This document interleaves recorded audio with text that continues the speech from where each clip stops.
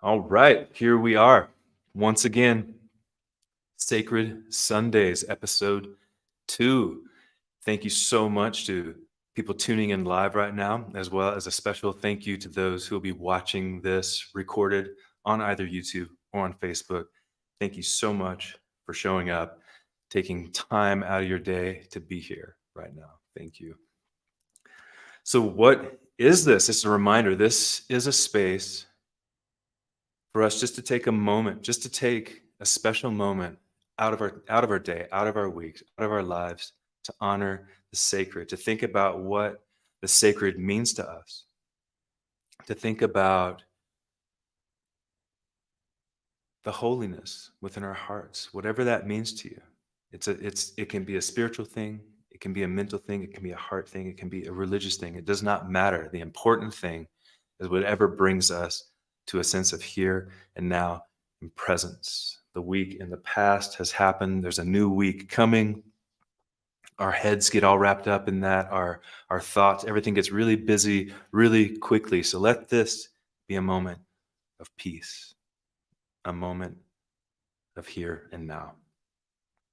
So again, thank you for being here. I have a special guest today. I'm really excited about it.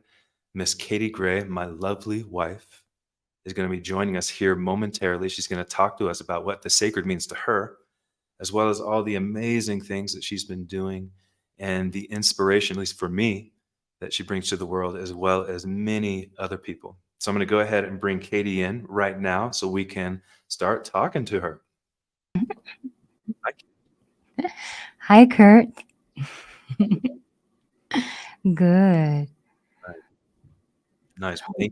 Thank you for participating. Thank you for joining my crazy whim idea of these sacred Sundays. It's an honor truly to have you here. And I think it's going to be really beautiful and something special for people. Oh, Yeah. thanks, love. Yeah. Thank you. Just a little side note. I've got Bisu, our cat, is right here, and he's got that look in his eyes like he's gonna walk on the computer or try to get in my lap. So Right. Some I'm gonna be navigating Bisu through this. It's perfect. okay. That's the real stuff. That's the real thing. Yeah. So Katie and Oh, I didn't talk too much about what we're going to do here now, just a little bit, because both of us like to leave a little bit of spontaneity, because that's oftentimes where the magic comes through. yeah. So, however, we do have a topic. Boom. Yeah. So this is it. We're going to talk about navigating life's challenges to reveal life's purpose. So, before we get into that, Katie, I was thinking let's ground down with a guided meditation. Let's just take a moment to be here and now, and to all those viewers that are joining us, just to Yeah. connect us. That sounds good. Do you want to lead it? Do you want me to lead it? I was hoping that you would lead it. Okay. Oh, yeah. All right. Let's you know what I love is I love that it's you and I inside our house. You're in your office and I'm in the next room in my office. And yet we are not alone. We can welcome a lot of people into this space, and ideally we would all just be outside and hanging out together in person and not spread out so far, yet everybody gets to be tuned in from wherever they are. Mhm.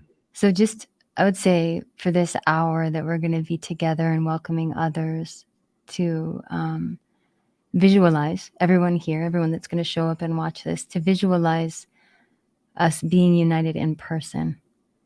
You know, I think sometimes pertaining to the topic today, we can feel really alone, really separate by ourselves in this world, and it's important to know we're not alone. And so let's bring this intention just a moment.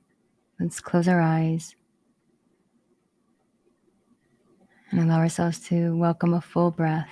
Just breathe in a full breath in. And as you exhale, allow yourself to relax a little more than you were when you signed on. Allow yourself to get comfortable. What's so nice about tuning in virtually is that we get to all be exactly as we are, wherever we are, wearing whatever we're wearing. We're not here to impress anyone. We get to just be together. And just tune into that feeling of what it feels like when you're home. And there's no one to impress, there's nothing to do. You get to just be. And allow your body and your mind and your heart to just calm and feel that essence of home. And let's welcome one more breath, a full breath in, filling our lungs. As you exhale, let out a sigh. And we get to be together through social media and get to be authentic and real and have a heartfelt conversation and be ourselves. And everyone who's here gets to be a part of that conversation. So if you're hearing this, you're a part of this. It's not just Kurt and I, it's all of us. And we welcome all of our voices, all of our wisdom, all of our questions today in this shared space. Giving ourselves permission to be real, to be honest, to be authentic, to be in our heart space, and to not be afraid to show up fully.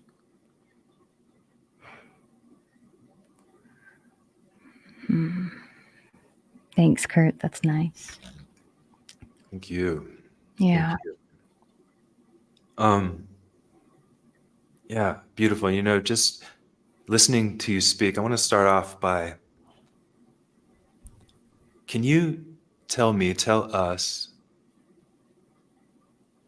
how are you so good at that? Like, what is it for you that brings you, as soon as you start speaking, there's this calmness, there's this beauty, there's this sense of peace, there's this sense of safety.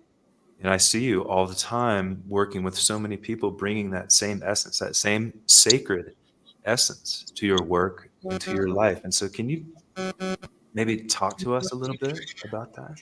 I don't know. I mean, I think the same about your voice because you've been doing your Monday night tarot meetup, and in every one of your meetups, you've been leading a guided meditation, and I also feel that you're really good at that.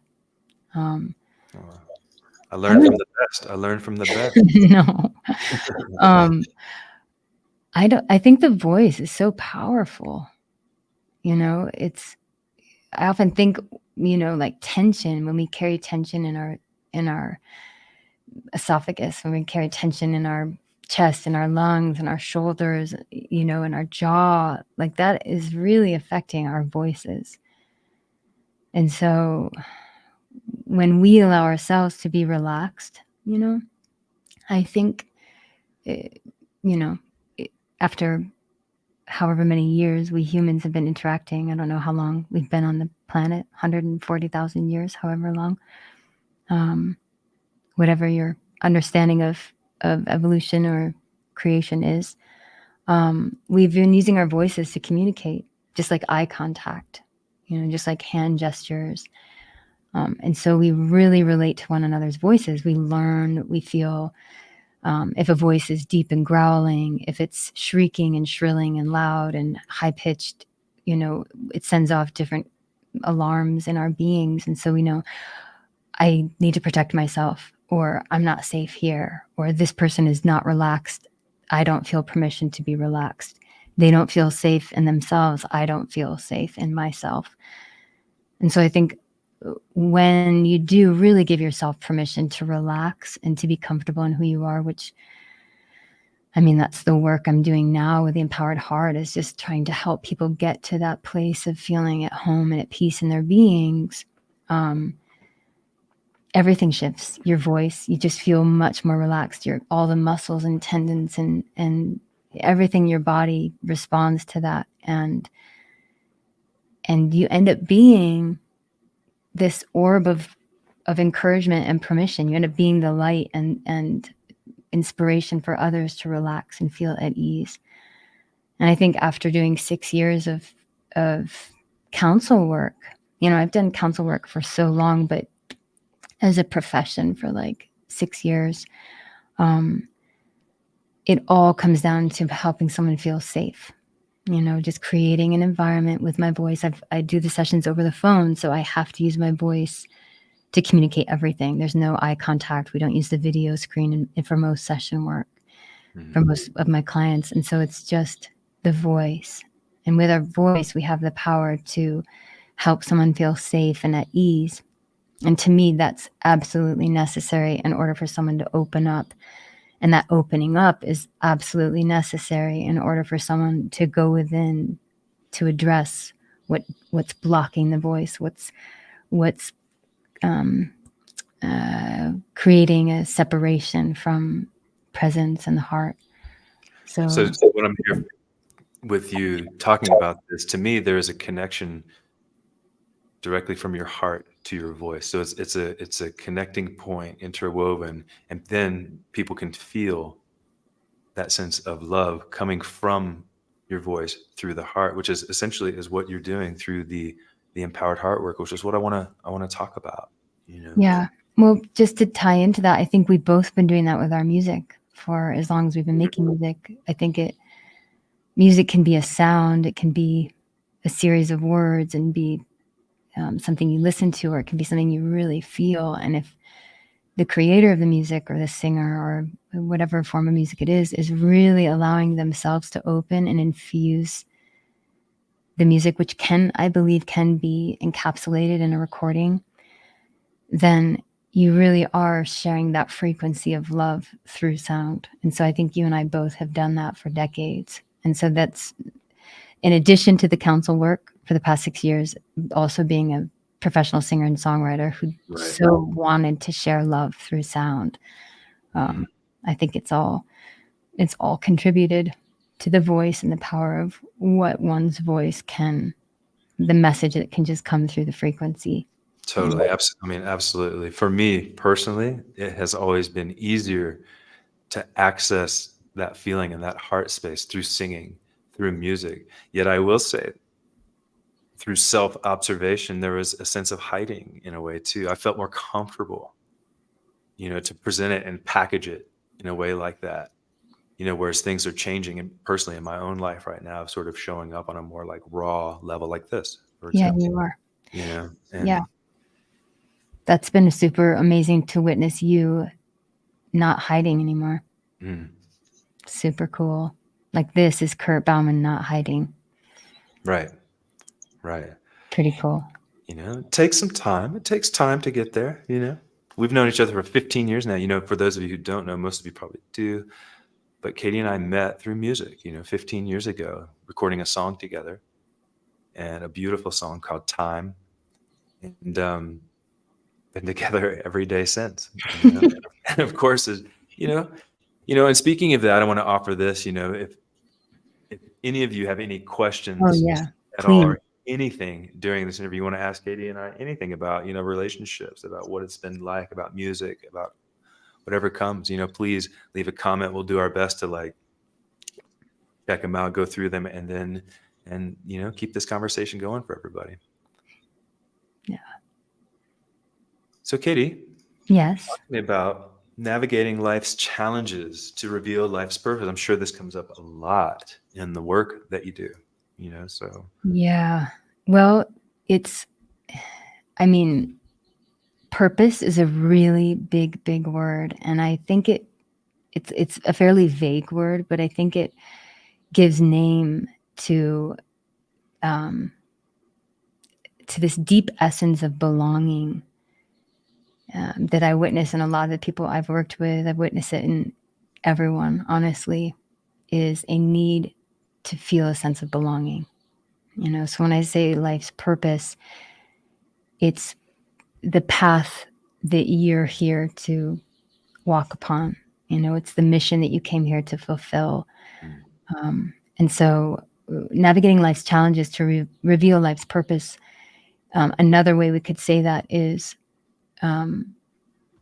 sorting through your wounds and your pain in order to heal yourself enough to feel confident enough to do what you long to do deep within your heart, because it's why you're here. And to me, when we get to that point of reaching our purpose, of when we feel a sense of alignment, which, I think for a lot of us, Maybe we're in a job, we're in a profession, maybe we're in a marriage, we're living somewhere that just doesn't feel like alignment. We just don't feel like, it's just not quite me. I'm just not quite happy. For a lot of people, they're working to pay the bills, and it's understandable. We've got to pay the bills. Everything in this day and age, in this societal construct, costs money. So people find themselves in jobs, but they may find themselves in jobs and not being happy in the job, in addition to maybe never having gone within to heal trauma from their lifeline. And so there's this underlying current of insecurity and lack of self-confidence that contributed from the layers of pain someone has endured in their life. And then they find themselves in this moment living a life where they don't feel fulfilled. And maybe they're settling, maybe they're just working to pay the bills, but when they get home, they see that pile of art supplies or their guitar in the corner collecting dust, or they sign onto social media and see the amazing things that other people are doing to contribute to the world, and they feel shame. The guitar brings up shame. The document on the desktop that's been sitting there for 4 months without being opened, that's the start of a book that you want to write more than anything in the world, and everything's just kind of stuck. To me, that guitar, that document, that stack of art supplies, that vision to start a nonprofit to help provide shoes for immigrants, like whatever it is, that idea that's coming through you, it requires confidence. It requires trust in yourself. It requires you believing in yourself, that you're capable, that you're worthy, that you have something to offer. And that's going to require you basically working through the blockage of whatever it is that taught you weren't capable, you weren't good enough, you weren't strong enough, you weren't smart enough. And that's where, to me, navigating life's challenges, it means working through, not navigating as in let's look at the map and figure out a way to go around it. For most of us, we've been doing that our whole lives. We've been avoiding the challenges, the pain, the challenges we've endured, because we want to be present, but we're not actually present because we're actually living in a slightly unconscious state of avoidance, because we don't want to look at the challenges. We don't want to look at the pain. We don't want to feel it. We don't want to talk about trauma. So we avoid it, and then we find ourselves in a very compromised, unsettled, uncomfortable place, and we may be there for years. So in order to reveal life's purpose, when I say that, I mean the importance of going within and doing the deeper work of uncovering and opening and blossoming open where you're stuck, where that pain is telling you an internal narrative, where it's repeating this internal narrative that you're not good enough, that you don't have what it takes to say yes to all of those things that you want to say yes to more than anything. And yeah, I'm sorry, go ahead. I was just going to say, tying into the term sacred, like there is a very sacred, very spiritual, to me, it's infused with this spiritual light. It's not just a stack of art supplies. It's part of it's how you speak with the divine. It opens you up. It opens your heart. You feel it's holy when you do your art, it reaches you in a way that nothing else does, et cetera, et cetera. And oftentimes we don't do that art or allow ourselves to listen to that sacred voice because of what you're saying is we need to go back to the areas where those other voices were put into our consciousness in a way, other voices that may not even be our own. It could be a teacher, it could be a parent, whatever it is, but it's going back and reprogramming that, looking at where the pain started.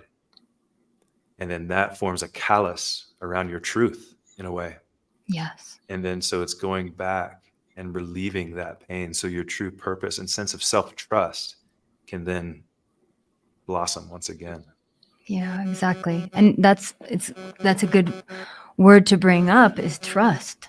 Like if we don't pursue what we know is right in our hearts, and some of us don't know what's right in our hearts. Some of us are like, yeah, I love a lot of things and I literally have no idea what I want to do with my life. I don't know why I'm here. I'm just trying to make it through each day. Then you, if that's you, any of us, if that speaks directly to someone here, then more than ever, the importance of you going in and understanding where the blockages are is Right. absolutely essential, because you're living in a state of entrapment and you might not even realize it. Mhm. Like you said, find out where we were poorly programmed. And it may not be anyone's fault. It may not be our parents' fault or the teacher's fault. They may not have been able to resource themselves enough to change their internal programming. But I would say that a lot of times that shameful, judgmental, self deprecating dialogue that happens within us is actually learned behavior. Mm. It's actually not your true thoughts. It's not actually your truth. And you think it is because it's coming from your mind, but it's not. It's learned behavior, and you need to go back to where you learned that and unlearn that. And yeah, you were going to bring up the empowered heart. That's just the work I've been focusing on, is creating a system that helps people identify that, and then also understand the importance of then inserting a new narrative, a new dialogue, a new understanding about yourself and the world, that's not deriving from pain and fear and trauma, but deriving from consciousness, presence, and love, and compassion, and all the rewards that come with that. Beautiful. Yeah, it's been amazing to witness the unfolding of the empowered heart. And just because I remember the exact moment I picked you up from, I believe you had a workshop in Colorado or a show or something like that. You were doing a show, and I remember I picked you up from the airport, and you felt a really strong sense of like, you're like, Kurt, I've figured out my purpose, my path, my soul work, and it was really strong and really powerful. Yeah. Oh my God, I forgot about that. Yeah. It was the oh my gosh, what was the name of it? It was the women's festival up in Colorado. Bridget Law and I went there. Erica Eckram and I went there together, and it was oh my gosh, this beloved young woman was putting it on. Mm-hmm. And she asked if I wanted to lead a workshop, and probably with Bridget Law's encouragement, because Bridget's always been encouraging me to do this work. And it was called Voice of Truth, and that was the name of the workshop. And I remember it was like 20 women sitting there, and this was probably, I don't know, 6 years ago. Yeah, or more. Maybe. I don't recall the timing. Maybe 7 years ago. And I remember that I completely spaced that, because it was this group of women, and I remember the spirit came through me. Right.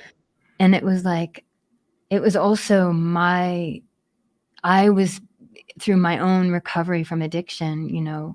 It had taken me years to get to that point of then being in this place of saying and recognizing with myself, like, I have to help these women take this wall down. Like, I've learned how to take this wall down inside of me. And I remember I was just really fierce, and like tears were rolling down my face. And I was like, you have the power inside of you. And like, you don't need to be ashamed anymore. And everything you've been through was to get you to this moment. And I shared about my bulimia and I remember we got done and we were all like, whoa, what just happened? And I'm like, I'm not quite sure, but whatever happened started to electrify like my spinal fluid. And I remember I was just like, you picked me up, and I picked you up, I think, because Bridget was getting married that weekend, Bridget and Tiero. Oh, okay. And I think maybe we got into you flew in or something. Mm-hmm. And I was like, it's clear now.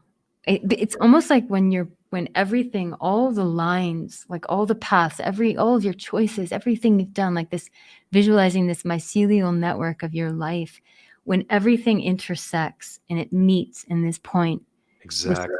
Electric fire, like this explosion happens, and it's pure life force energy. It's an opening. It's like a portal opens when you don't you don't tell yourself that was bad. I don't need to think about that. I had bulimia for 17 years. That was the bad part of my life. That was part of when I didn't have it figured out. That was a mistake. But to say it's all part of the divine unfolding of the path that will be illuminated when I allow it all to be part of the Right. experience. And that's paying attention to the sacred. That's exactly it. That's when you listen to the spirit, pay attention to the sacred, and do exactly what you're talking about, which is Yeah. navigating those challenges to reveal your purpose, because you could have easily just fallen into shame about the Mhm. past, but instead you take that and you transmute it and it becomes a superpower. That's right. And then like you just said, it weaves in every single thing you've ever done in your life. Yeah, It all becomes exactly. part of the purpose, because you said that when I picked you up, because your music is part of it. You're able to, like, you're the time you spent as an actress in LA, the just the ability to captivate and speak to a large group of people effortlessly is part of your purpose, as well as weaving in helping people heal from their own addictions and their own challenges. It's a part of your purpose. The music, every single thing. It's you also introduced me to the Japanese term. It's ikagi, right? I think that's the name of it. Ikigai or Yeah, something. Yeah. forgive I me don't, if I I am don't know butchering how that to word, pronounce it. likely butchering that word, but the point is that, you could probably explain it better than I, but it's weaving in your talents, what you're good at, what brings you joy, what serves a bigger, picture, the greater world, all these things weave into purpose. Yeah, it's right. And I realized that I started to bring up I started to speak to trust a minute ago, and then we went over here, but I would say what I learned in my own recovery process of dismantling my addiction and then going in and doing that deep work of removing the blockages, I learned to trust myself. Mm. And I think that when we think of earlier, I was saying, in order to be aligned with your purpose and doing your work in the world, it requires you to be confident. And if you look at the meaning of confidence, it's trust. Like, I have confidence in my car. I have confidence in this bridge I'm walking on. I have self-confidence. I have self-trust. I trust the bridge. I trust my car. I trust myself. And that's, I think, what naturally evolves when we have done such deep internal work. We learn that we don't need to be afraid of ourselves and judge ourselves. We are actually very strong, and we can trust ourselves. We can trust our intuition, our wisdom, that quiet little whisper that comes in the night saying, write your book. You can trust that. And that's where I would say, when I was in that room with that group of women, it's like I had gotten myself to a point where I trusted myself enough, and I could feel the distrust in all the women. Whether they distrust me or not, it didn't matter, but I could feel that frequency of insecurity. And insecurity means not feeling safe. Hmm. And so a bunch of insecure, not that everyone was insecure in the room, but you can feel it. I feel it in every room I go into. When I go into a group of a room with people, I can feel just that frequency that I had known so well for so long, of just not feeling safe, not feeling comfortable. And it's almost like I could smell it. And I was like, you guys, that right there, whatever that is, like, that's going to prevent you from fulfilling your purpose. And like, you have to get through that. You have to transmute that, because you belong here in this world, and we're a team, and we need you empowered and strong to fulfill your work so that we can help the planet. Yeah. We as a team, and I think that surge of just like, okay, got it. That's what I need to do now. I need to focus, like, yes, music, and I need to Yeah, I hear you. everything. Hmm. Yeah. So that's Yeah, just been, for us, it's been a big music and lately, you know. yeah, it has. Yeah. Yeah. I I have that cistern. A couple days ago, I posted the first time me singing in years, Right. like, because we just ordered that cistern and it was empty, and I thought, oh my gosh. And when I sang, I'm like, oh my gosh, I miss her. I miss that. I miss her voice. I miss my friend who I get to sing with. And Right. so it's not that we're letting go of music, but you and I are definitely exploring different avenues of allowing that frequency of love and consciousness to come through. Well, You we're know? Sagittarians, Katie. We're Sagittarians, both of us. We need that. Yeah, exactly. Us Sagittarians, we can't do just one thing. We have to do a multitude of things that Like, is, think of you our day yesterday, and think of like how a normal Saturday, you and I had so many projects, so many things we were doing. Like, you're over here, you're doing that. We're just kind of high-fiving and then like working on this project. You and I actually have to create time, like fiercely guard it to be like, we're not going to be on our computers for the Yeah. day. We're hanging out with our animals and we're going to be present with one another. Like, because our Sagittarian spirits can just have us so effervescent. We need to like calm it Well, down. yeah, one of the key things of a Sagittarius, we're just shooting those arrows everywhere, right? And Yeah. the thing is, we go and we find those arrows, but it's not so much the actual finding of it. We just like the journey of getting to Yeah. them. So we We need love like the adventure. we love the adventure, but then we get to the point where we're like, oh no, we're there. Let's get another adventure going on. Yeah. Which I think we're shifting. I think that our life, for anyone who doesn't know, we live full time in Mexico here outside of San Miguel, and we have a little ranch with animals, like not just our dog and cat, but 2 dogs and 3 cats, and then 2 burros, donkeys, and 2 horses. And Three dogs. We just got a new dog. yeah, we have So another dog now. we're parents of 10. We have 10 kids, and they're all furry.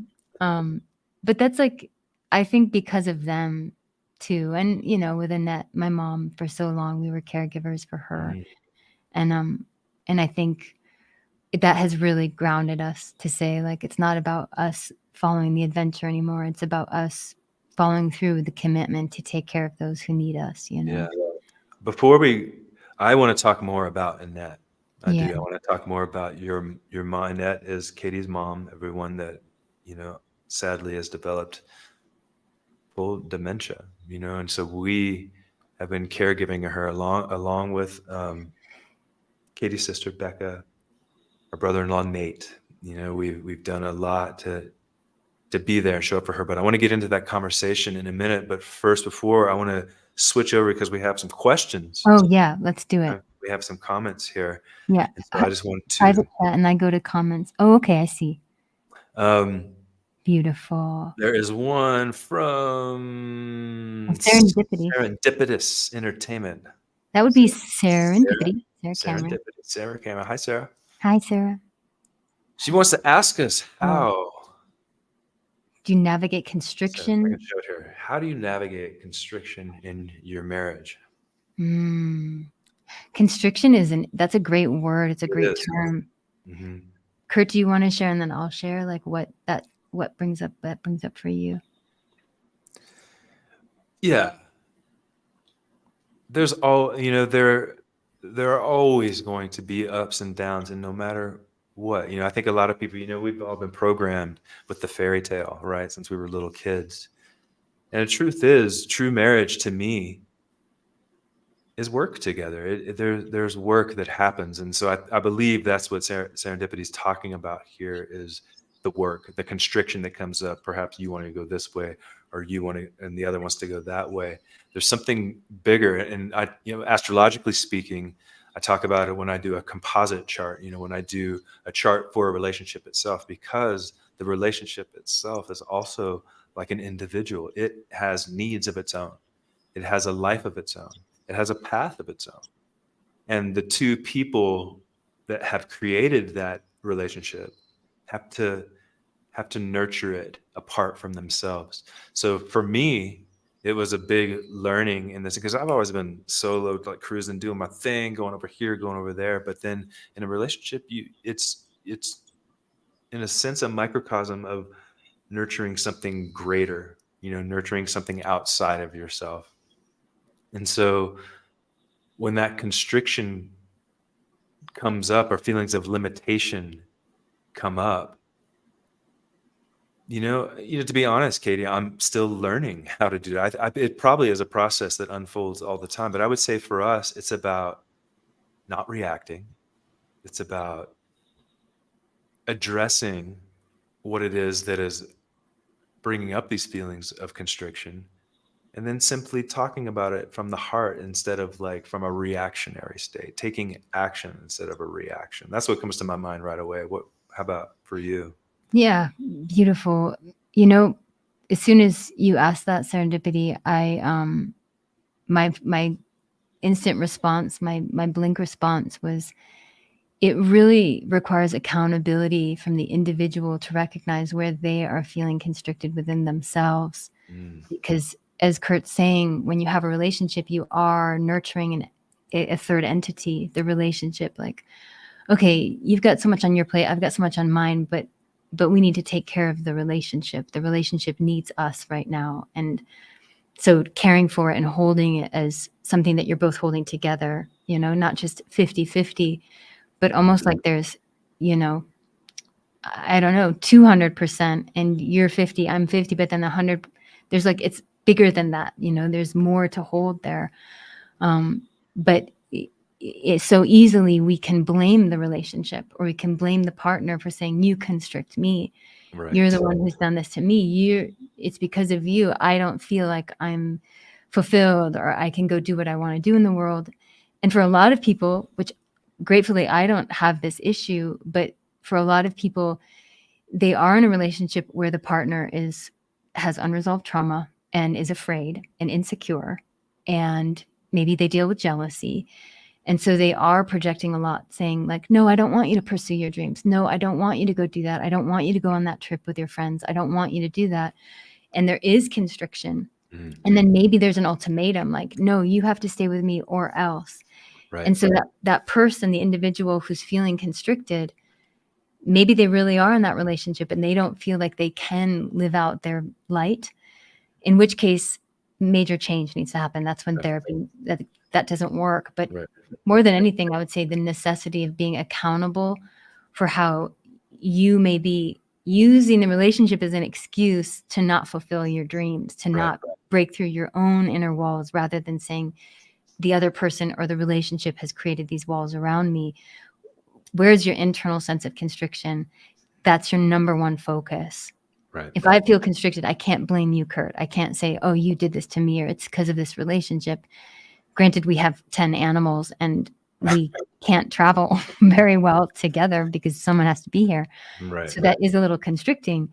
But as far as like me doing what feels great for me and feels aligned, like that's my work, not yours, not ours. It's my work. And for you and I mean, that was also very early on, where that was a deal breaker for us. We're like, yeah, no way on any constriction, And again, bringing in my astrological background, we're talking Sagittarius here. We're talking ruled by Jupiter. We need the expansiveness. Yeah. We need to push out beyond the boundaries. And if anything tries to clip our wings, we tend to freak out, And so we were good in that sense of like, no, you do what you please, be your complete whole being. And you've been very good too on my end. Please be your complete whole being. And then we walk side by side. That was sort of like what nurtured our relationship. Which I want to say funnily, that sometimes when you and I are hanging out with people or other couples and one of the partners tells the other one what to do, or like, no, go do this. No, you'll come at this time. You'll do that. And like, we're both like, oh, like, ew, I can't. Because even like for you and I, not that we're judgmental, but it's being in the presence of that frequency. Like, you do not like being told what to do. And I do not like being told what to do. And people will ask, like, who's the alpha? Who's the bossy one? I'm like, neither one of us have any patience for someone else telling us what to do. Like, you can ask, we can open a conversation and say, hey, we need to get all of this done. How should we do it? But like, that is something that you and I don't respond well to. And it's not that like we don't have like that we're just going to respond with anger and aggression and freak out. It's just that it feels constricting. Yeah. And you and I don't like being constricted. Nope, that's that. We don't. That's that Saturn energy, constriction. Yeah. Did you want to do another question? We're doing the question. We got another one coming here. Midori's here. Oh, it's from Tanya. Hi, Tanya. Oh, hi, Tanya. My sister has a question for us. What are your thoughts on how there seems to be so much pressure in our society for the need? This is great, for the need to have a life purpose. Yeah. And how this can cause feelings of shame and failure when one may just want to be, especially, Tanya, in this day and age of social media, I would say, where everybody has their beautiful avatar of their perfect life doing this and that. Yeah. Which creates more, comparison to others, and judgment and feeling of like you're not doing enough. Yeah, beautiful. Katie, what do you think? What am I feeling for that? Yeah.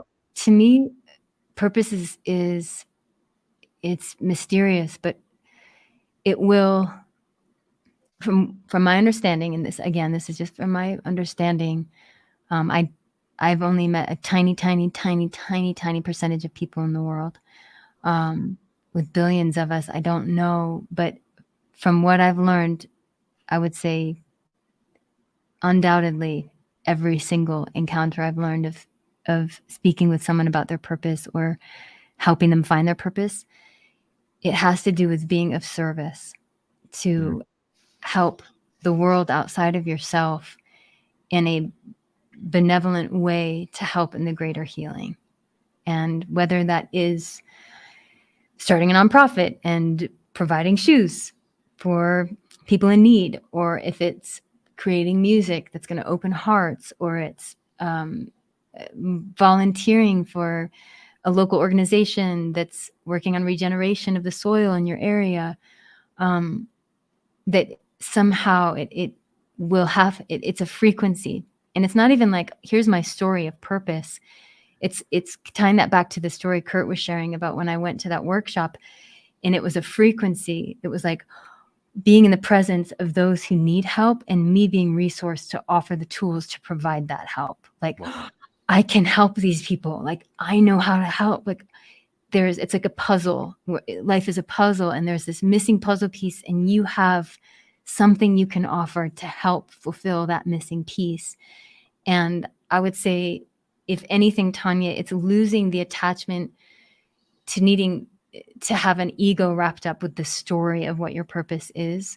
I think you can engage in purposeful acts every day of your life in creative and subtle ways, that it's not like, for me, I started this whole methodology and this whole movement and like the empowered heart. Like, it's not going to be that way for everyone. And in fact, my twin sister, Becca, who Kurt was saying helped us for all of those years, 8-9 years, caring for my mother with dementia, we team up. Like, for her purpose is directly connected to supporting me. And it doesn't mean that she's not more important, because I need help. And so when she helps me fulfill the purpose, the work of providing a constructive and nutrient-rich puzzle piece to fit into that missing space where help is needed, by being a part of what I've created, we don't all have to be the ones that spearhead and start the name of the nonprofit, but that nonprofit needs 15 people to work there. So 15 people can be accessing that frequency of, I'm doing something to help, and I'm exactly where I'm supposed to be, because this needs support. It needs to be held up. And so our purpose doesn't have necessarily to do with what we are individually fulfilling with our title. It might mean, how am I showing up in a purposeful way to help in the expansion of healing and consciousness and benevolence in the world, That's beautiful. That's my response. And as you said, it doesn't have to be some grand, earth-shattering, world-changing thing. True purpose can also be, helping your neighbor who needs help. Just showing up in a way that, in what I would say, in a way that brings more divinity and more sacredness onto the planet. Then that is something we can all share in. Right. And it's challenging, as you said, Katie. Like, some people wear their purpose on their sleeve, and it's this big, thing that's wrapped up in an ego, in a sense, which it doesn't need to be like that, No, and I just want to add on to that, Kurt, that tying it in full circle to what I was explaining earlier, and actually the title of this, like working through life's challenges navigating life's challenges to reveal, cue the title, to reveal life's purpose. That when we are suffering inside, when we're hurting, when we've experienced painful wounds and traumas that we haven't resolved, chances are, whether we realize it or not, our energy is going to be going towards the healing we need. So we're going to be bringing our focus, oh, I need to take care of myself. I need to make sure I have this taken care of. I need to make sure I'm having fun because I don't feel comfortable. And so I need to take care of myself. And you live in a constant state of need and repair internally, which then can be translated into something that appears to be narcissistic or selfish, because you're living for yourself and you're living to constantly try and resource and repair yourself because you are hurting and there's something that isn't healed within. And so in a sense, when we do that important work of doing the deeper work, and however that happens through reading a book, literature, through in-depth psychotherapy, through shamanic plant medicine ceremony, whatever it is, whatever allows you to go deeper within to help bring healing to where the wounds are really occurring, where the pain's really coming from, through doing that, you end up feeling satiated. You end up feeling healed and whole and full, to the point where you realize, oh, I don't need to keep tending to myself. I'm good now. I'm whole. I'm healthy. I got it figured out. I feel good. I'm not living in a state of need. Now, who needs help? Now, what can I do to help those around me? Because I'm good. I know how to take care of myself. I feel healed enough that I can show up and be a part of the greater healing. Right. And that healing that you're talking about, a lot of people are in survival mode. I know that it took me a while to, like, just through life and things that come up, it makes that feeling of not being safe, and so then you're in survival mode and you're just like, no, I have to make sure that I'm safe. And it's when you heal those past wounds that we talked about earlier, that you're probably likely able to come from a more satiated space of trust, Yeah. and then bring that out into the world. That's awesome. Yeah, exactly. And let's tie this in right now, are you good? Yeah, let's go back to the conversation and we can come back for another question. Does that sound good? Exactly. That sounds great. I just wanted to tie this into your mother, Yeah. to Annette. Yeah. This was a big thing. This was a big thing in so many ways. Yeah. For her, for you and your mom, very interwoven, very tight. And then the impact that it had on our relationship, and Yeah.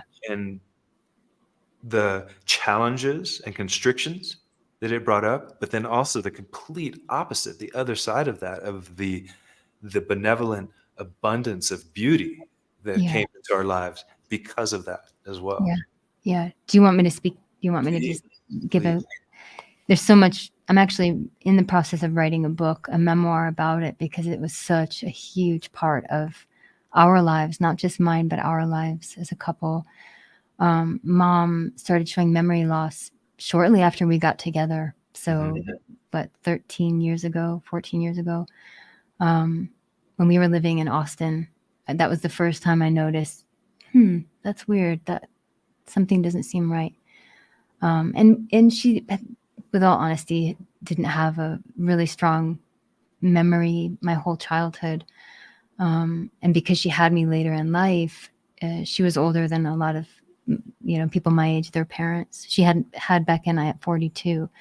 And so she's older. So I thought, it's just natural memory loss as she gets older. And then it was progressing to where it was clear she couldn't remember what she had for breakfast, and big parts of her memory were missing. And you and I were living in Ojai at the time, and that was about 9 years ago. And I just knew it was that sparkling feeling of, I have to do something. Like, I know that I've spent years nurturing a music career, and we're living in Ojai so we can be close to LA and be close to Michael Fay, and who's our agent who licenses our music to television. And yet everything in my being was saying, no, go north, go back to Washington State, go back to Orcas Island and take care of her. And you and I that was a harder time in our relationship. We were dealing with financial stress. We were you were turning 40. It was like this intense time of contemplation, and you were internally constricted. And I sure was. And I had just gone with Eve Ensler to India, and George Evelyn with Nightmares on Wax. I just toured the country, and I was feeling this place of expansion. And even with all of that, it was like, no, it was so crystal clear, the pull, like, go help her. Because I also knew, like, Becca had the microbrewery, and my brother Paul wasn't living on the island anymore. No one was there to take care of her. And that fear, that concern about her well-being was also creating stress in me. And so we picked up one of the 12 times you and I have picked up everything and moved to a whole new place. And we moved to Orcas Island, and I would say just in the nick of time. For that first year, we rented a house, outside of town, and I would drive every day and check in on her. For a year, I did that alone every day, just making sure she had groceries and clean her house and just keep a close eye on her. And then by year 2, it had progressed enough that she couldn't be living alone. Right. So we brought her home to our house, and then Becca and Nate would bring her to their house. And for a year, we just passed her back and forth, which was so not sustainable. And then by year 3, it was like, okay, we got to come up with a long-term solution. And so we figured it out. I prayed a lot and just had this whole download of how we could sell her little house in town, and then we could pay off all of her debt and then use some of that for a down payment and buy a house. Instead of all of us paying rent and mortgages, we would all work together as a family. And we did that for 5 years. We created a nursing home at home and took care of her for 5 years. And then... But I'm going to pause you right there in the sense of like what that means, because some people may not understand that this is a full-time job. Like, this is intense in the sense of you can't actually do anything else. You can't be like, oh, mom's just there in the room, because mom will dismantle that room and just get into you have to really, really be on call, on point. So we divvied up the time for a while, like who was doing this, who was doing that. And yeah, I just wanted to reiterate the challenges that oh my God.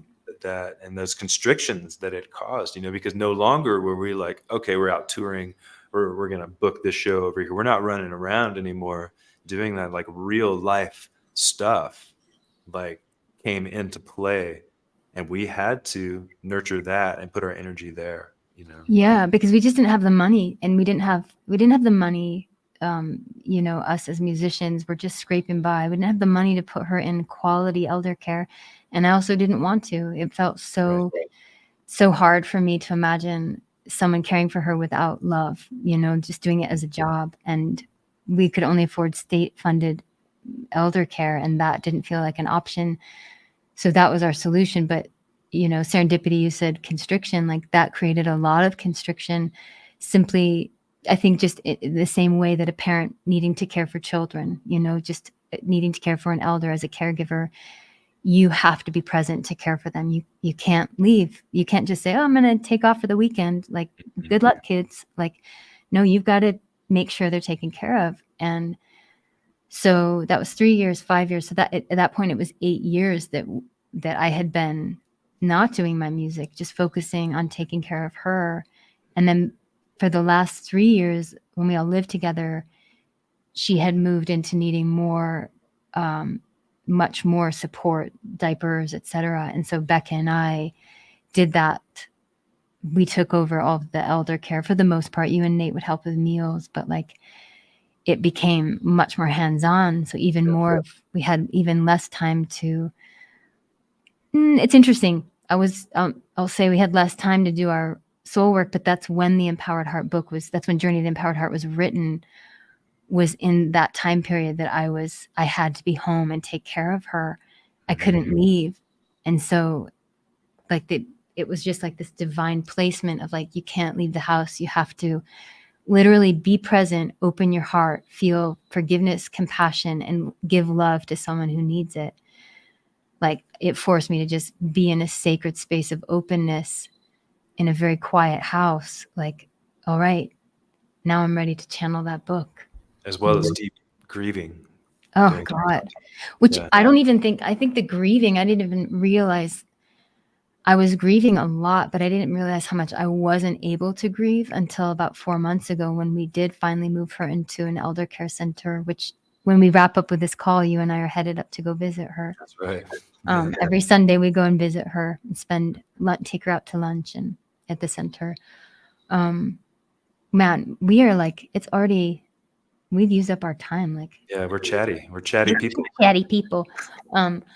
But you were asking me to speak about her because it was a big part of our lives. It was a big part of our relationship. And we're like 4 months retired, like just now, 4 months retired, which I'll Right. say, you're talking about me a lot here, but in the past 4 months, witnessing how much you've opened up and how much you've allowed the astrology and your wisdom and all of like this right now, the Sacred Sundays is something that I feel is the reward of you finally having that psychic space of no longer, after 9 years of being a caregiver, now you're able to offer that care to others outside of beloved Annette Gray. Mm. You know? Yeah, it's been fascinating. Excuse me, over the 4 months, rediscovering ourselves, I would say. You know what I mean? And then also, tying this into life's purpose, how life's purpose can change over time. Like when I think about, for the longest time, it's like, no, my purpose is making records, touring, doing this, bringing music out into the world. And yes, right? It's like, what is the element within that ties it all together, that keeps your sense of life purpose going as we grow and evolve? And so for me, this is sort of related to that, because I've always put spiritual aspects in my music. I've always tied in elements of the archetypes and just, the purpose being finding ways, not on an ego level at all, but just offering something that can boost consciousness, that can at least make people feel and think in a way that raises consciousness, right? And so you're doing that in a huge way. I'm this is my intention for doing this, is the same thing, like you and I, in a way, we're making a record here, Yeah. and it's bringing something for us to think about and bring us into a sacred space right now. So anyway, thank you for acknowledging that. I appreciate that, and I'm excited to see what else like unfolds from Me all too. of it. I think you're gonna write books. I think you're gonna write more music. I feel Oh, definitely, it's there's coming. Yeah. more music coming about, and I think the more freedom you feel to say yes, Mhm. the more psychic space you have, you get to open and blossom. Another petal expands out from the center, and I'm so curious where it's gonna go. I feel so curious about our future, and we have no idea. Like Kurt and I aren't the type. Just letting you all know, we're just not the type of people who have this agenda about what we're doing next. Like we're literally like, oh my, wow, what just happened? Like, where are we? Like it is constantly unfolding and we're just always blown away. Like, what a trip. We live in Mexico now. And I'll just tie that in by saying we moved here because after the 8 years of caregiving at that point, Beck was reaching burnout and we had a huge mortgage on that house that we were all working so hard to try to pay off in Washington State. And we needed to get her to this incredible center here in Mexico that we had been looking into for 5 years. And it was when we realized, okay, now is the time. We need to make the leap. We need to move to Mexico. Becca gets to retire. We're going to take her south. We're going to shuffle funds around and get a house in Mexico. And yeah, and it was because of that caregiving, allowing the purpose to speak in a way that felt somewhat confusing and foreign, because it wasn't music, it wasn't standing on a stage. Right. It was literally sitting in a quiet room, caring for a body of someone who you love for so many years, that then led us. It just kept opening, and now we're here. Right. In what you and I almost daily are like, I love our life. I love that we live in Mexico. I love our home. I love our animals. I love you. I love this. Like, we did it. We did It's it. a blessing for sure. And the reason we came to Mexico, we had been looking at this center for years, almost 4 years now, if not more. And it's a beautiful, beautiful place called Silito Lindo, where the care is top notch. And it took you a while too to allow that, there was a feeling of shame and a feeling of like you were letting her down, in the Yeah. sense, because as I said, you and your mom very, very close. Yeah. And even though she hasn't known who I am for like 4 years, Mhm. It was deeper. It's like, I would say that caregiving was the most spiritually evolving experience I've ever been through, because it helped me speak without words, without the voice. It's speaking with the heart. Right. And so it was just learning to communicate the umbilical cord of mother and child. As a child caring for a parent with dementia, the umbilical cord, that psychic field, is still completely intact.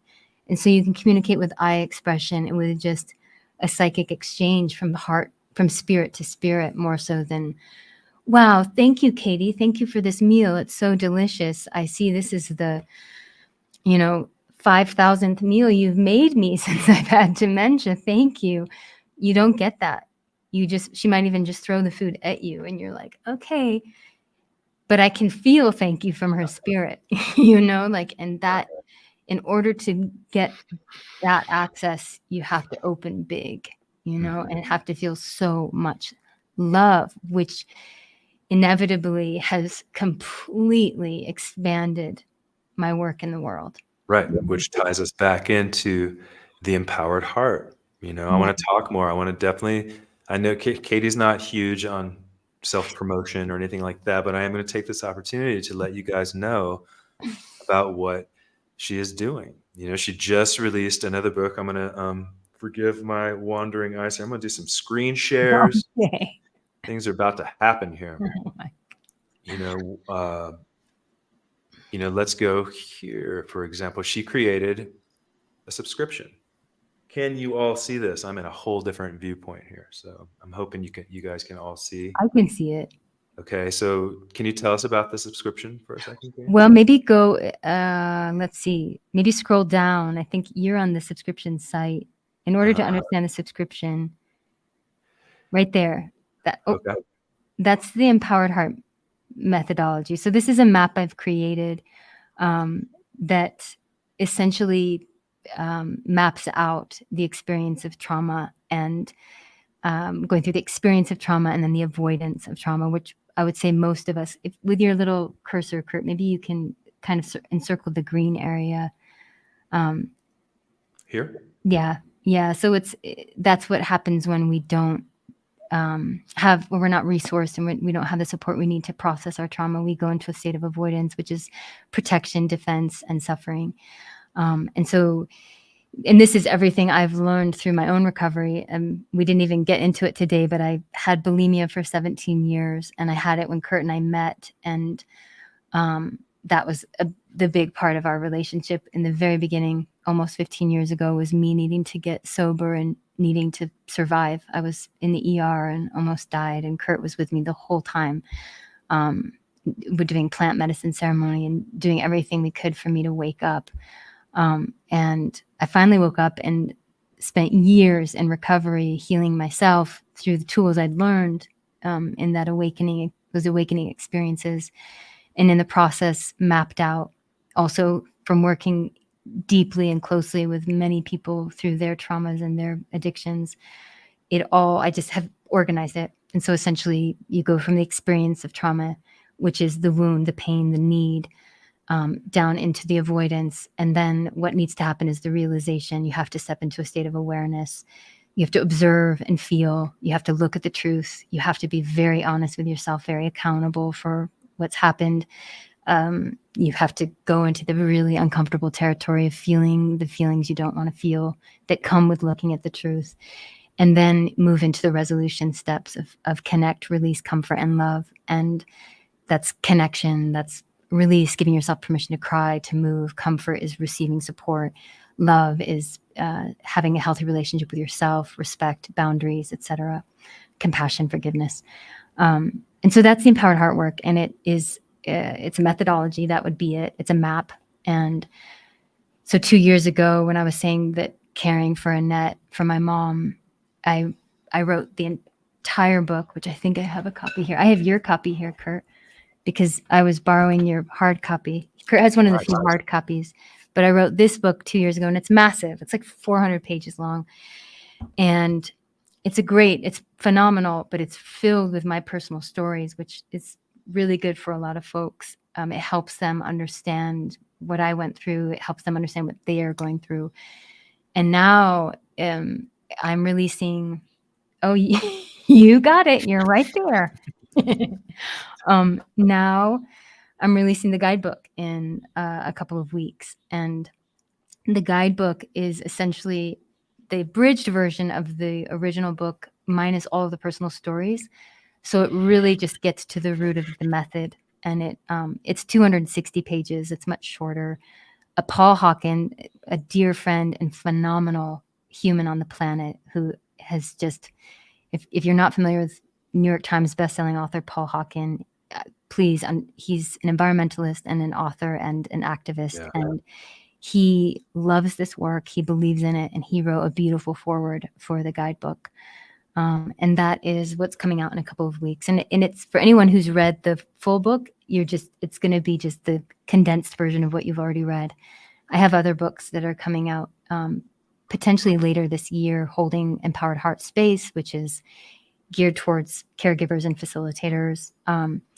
But I was just going to say that through the process of having released the body of work through the original book, I then led a book course, which then brought a lot of folks into the work, and within that then ended up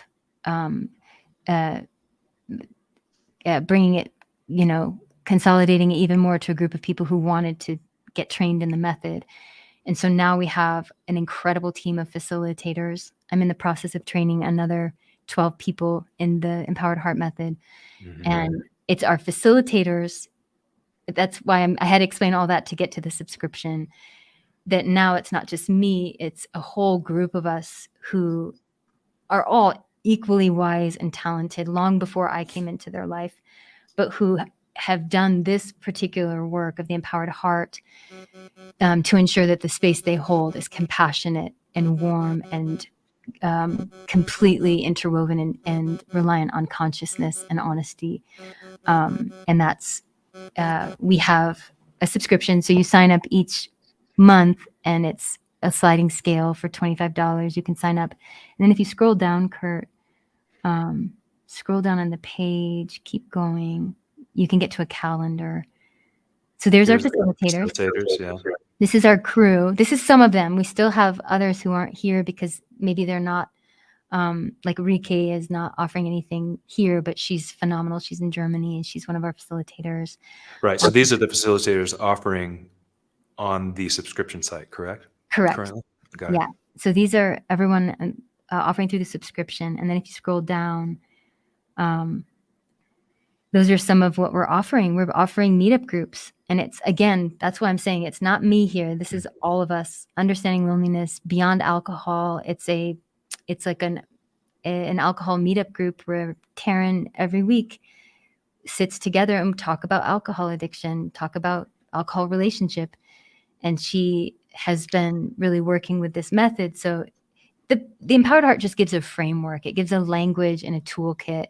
Right. That someone can say, oh yeah, I was in a state of need. My dad left my mom, and that it was so intense for us, but I was a young man, and my mom needed me to be the masculine of the household. And so I never had a chance to cry, and it then I turned to alcohol, like I see, okay, that was the wound when my dad left, and it left me feeling pain. And then I had a need, and I never got my needs met.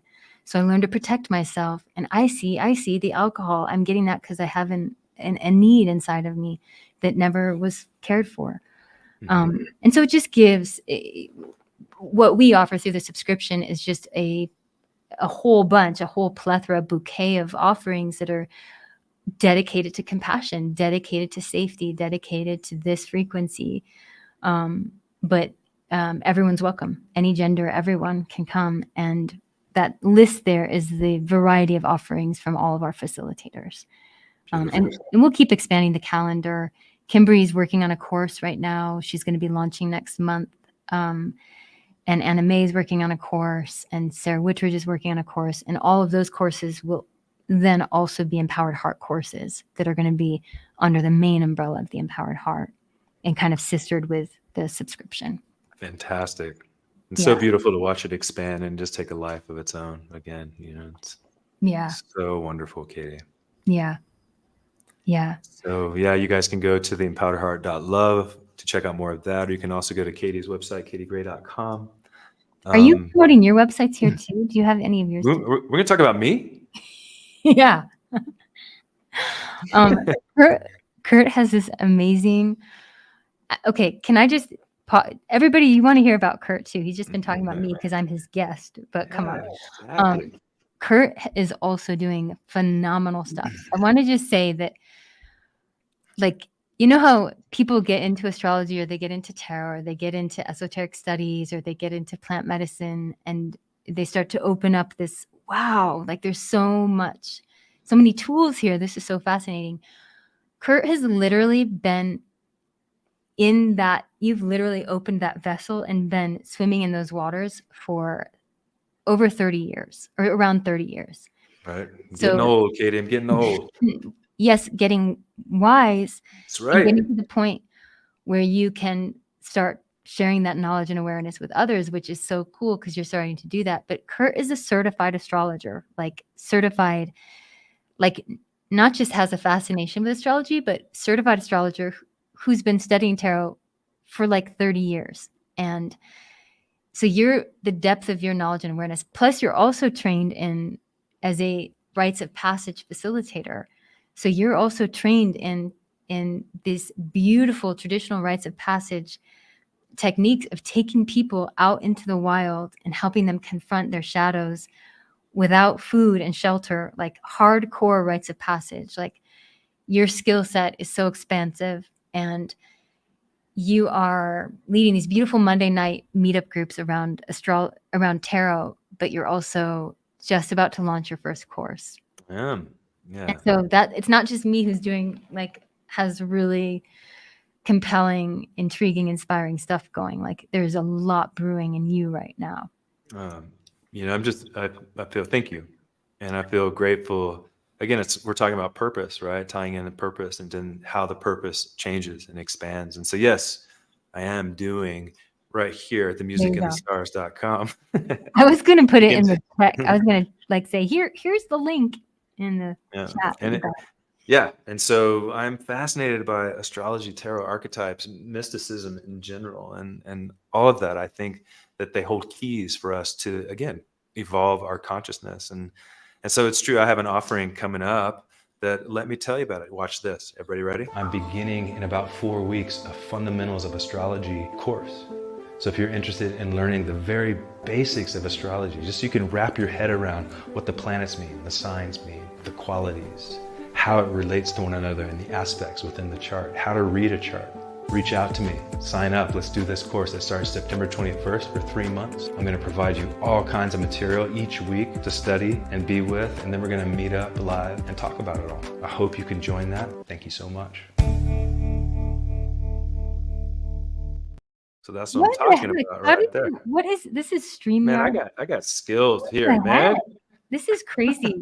You like? I was like, oh, I should probably mention something. You're like, boink, and the whole promo. Got this. That No, but was amazing. in all serious, yeah, that course is coming up, and again, and it's the basics of astrology, just so you can really sort of understand the different archetypes, of the planets, the signs, the houses, and again, like I said in the video, how they all interact and weave together to create your personal tapestry of life, as well as, and every time I do a chart, I go straight to, let's talk about purpose. I think it's a big thing, really sort of going into those wounds in life, or just see how we're hardwired, and are we living our purpose, or are we living what somebody else has sort of said our purpose should be, and so I use astrology for that. I use astrology to help people understand just the truth of who they are, because I really feel like if we are all living our truths, it inspires others to live their truths. And then if we're in a world where everyone is, just empowered, which is what you're up to with the empowered heart, then it just, then I think we make more conscious decisions for our planet. Honestly, it all boils back down to the planet at some point, to Yeah. nature, spirit. So yes, many good things happening in our worlds and in our lives. And I definitely get a lot of inspiration from you, Katie. So I appreciate that I just always. want to What make you it. do. Thank you, Kurt. I just feel the exact same about you. And I know that we're going to sign off here. And I'm looking at the comments here, Yeah. and I What we feel got? like we should just maybe before we get off, Thank you. Yeah. maybe ask one more question. Okay, let's see. You choose. What do we got? Okay, let's see here. Victoria Belostin. Hi, Victoria. I think when you let go of having to have a purpose, then you allow yourself to be open to guidance. You can also ask for guidance. Yeah, right. That's beautiful. I just want to make sure. When do you feel that voice waver? Is there an experience of getting back to grounded in the midst of challenge that you can talk about? Oh, Vala. I'm like, I haven't been looking at this, so that came in at 9:34. So I don't know, Vala. I don't know which voice we're referring to. But you know what? We can. How about this? Once we conclude this recording, we can keep the conversation going through text, through the chat. Is that right, Kurt? Through comments? I wonder. I just mean like on your page or something. We can just Oh yeah, continue answering absolutely. questions. On the YouTube page or on the Facebook page for sure. You can keep discussing anything through the comments. Tanya, Brenda Thompson, It's so Maddie, yeah, Sage. thank you everyone for the comments, for showing up and for being here with us and chatting with us. It's been really wonderful. Yeah, Dawn. Oh, other caregivers sharing their care. Yeah, it's interesting when you meet someone else who's been doing caregiving. It's finding someone similar that speaks the same language. Oh yeah, infinite faith. Oh, both parents with dementia and Alzheimer's. Oh. Yeah, it's intense. It is. It's really intense, which I will say we need to let the dogs out and then get ready to head up and go visit our beloved That's mother right. with dementia. Yeah. Love you guys. This is so beautiful. Kurt, way to go. Way to bring something conscious and beautiful and sacred to social media. I'm working on it. You know. You're doing good. You know, that Sagittarian nature of having a lot of irons in the fire, that's for sure. And I'm like, oh, I got to do this and this. But it's like, you know, these things are so important. Just finding ways to show up for one another, you know, that's what I'd like to do. Yeah. Just being honest and real. Like, exactly. Let's cut through the BS of social media and have a real conversation. Totally. So thank you, Katie. Thanks for being here. Thanks for joining. And hopefully you join me much more often because it's just so fun. And you're right next door. Yeah, I'm literally in the room next to you right now. The room next door is so great. Thanks, y'all, for tuning in. Let's do it again next week. You know, 10 a.m. next Sunday. We'll see what happens. We'll find a new guest, or you might just get me, or perhaps Katie would be back with us. We don't know. Yeah, it'd be fun. Nice. Yeah. All right. Thank you so much, everyone. Love you guys. Thank you for stepping into the sacred with us. Yeah. Thank you for joining. Yes. Bye. Bye.